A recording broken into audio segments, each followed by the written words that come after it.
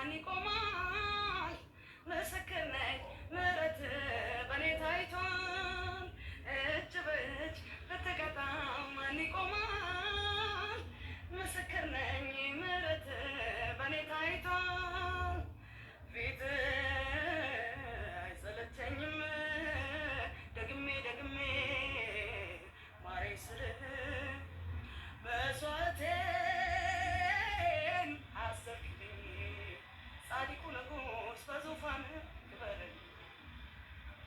አንተ መፍራት የሞትን ቀን ያርቃል። ከብዙ ሺህ ብርና ወርቅ ይበልጣል። በኔው ስህተት እኔው ራሴ እንዳልጠፋ በቸርነት